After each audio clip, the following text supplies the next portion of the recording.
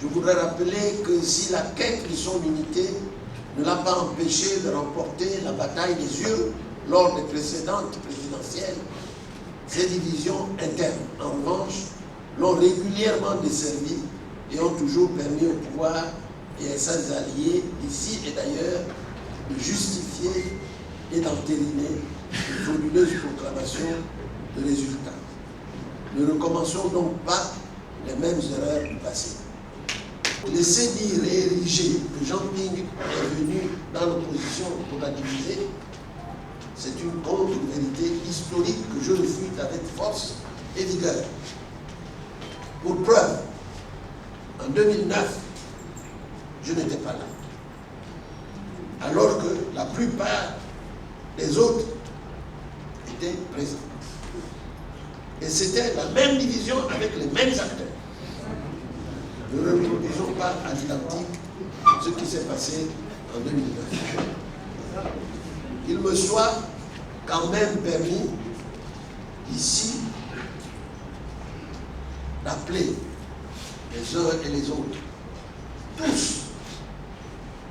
tous les patriotes, pour défendre l'honneur du pays, souillés de se rassembler, quel que soit leur parti politique. C'est M. Bourgi qui sort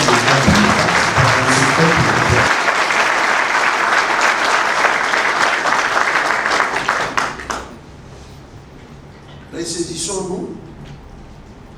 Je l'ai déjà dit par ailleurs, la lutte pour la libération du Gabon est nettement au-dessus de nos personnes.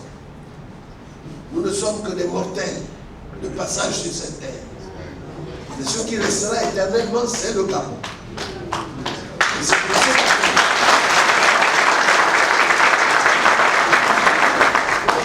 ce Gabon-là que nous combattons. Peut-être même avant. Parlant des gouvernements. Dernier exemple en tête, c'est justement. Mais je ne désespère pas de nous voir unis in fine pour la victoire qui est à portée de main. Mes chers frères, toute initiative prise dans le but d'unifier, de nous unifier pour la victoire finale est positive. Je ne fais aucun commentaire. No comment. No comment. Aucun commentaire. Je vous ai dit, pas de commentaire à faire sur M. Bourgi. Je ne fais aucun commentaire et je sais pourquoi je ne fais pas de commentaire. Donc sur les propos concernant M. le Président Zouba ou M. Chambrier ou d'autres, je n'ai pas de commentaire à faire. Il n'y en a pas et ça ne vaut pas la peine. Que c'est la France qui a toujours désigné les présidents gabonais. On ne peut pas nier cette évidence. Depuis les premières heures de nos indépendances, même l'autonomie interne, c'est la France qui a toujours placé les chefs d'État gabonais. Nous disons qu'il y a un temps pour tout.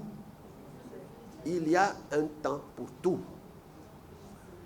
Et que nous pensons que la France elle-même devrait tourner la page de la France-Afrique de papa. Tourner la page. C'est dans son intérêt, c'est dans notre intérêt. Pour une fois, nous pensons que la France devrait accompagner le mouvement d'émancipation et d'élection au Gabon. Non pas contrarier ce mouvement, mais l'accompagner. On ne peut pas entrer au XXIe siècle à reculons. Les temps ont changé. Et toutes les personnes que vous citez ou que vous ne citez pas, si à un moment ou à un autre ils ont appartenu au système ou pas, Amana, c'est terminé.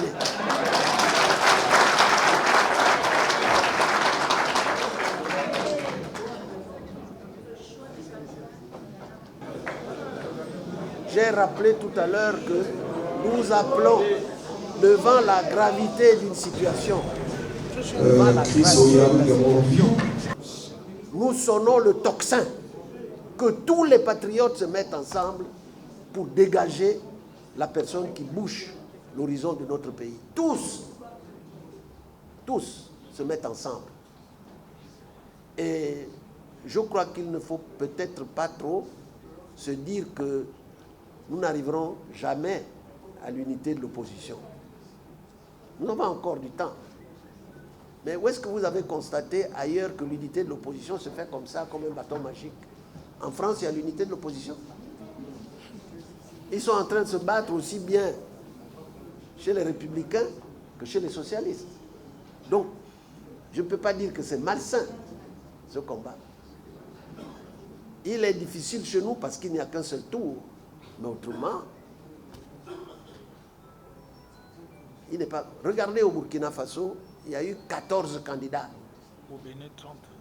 Au Bénin, 30. Etc., etc. Mais Kaboré a gagné au premier tour. C'est-à-dire, c'est comme s'il n'y avait qu'un seul tour. Il a eu 53% au premier tour. Donc, il ne faut pas désespérer. Moi, je suis confiant. Je prône le rassemblement de tous les patriotes. Et je crois que le fait d'avoir beaucoup d'entre eux ici signifie que rien n'est impossible.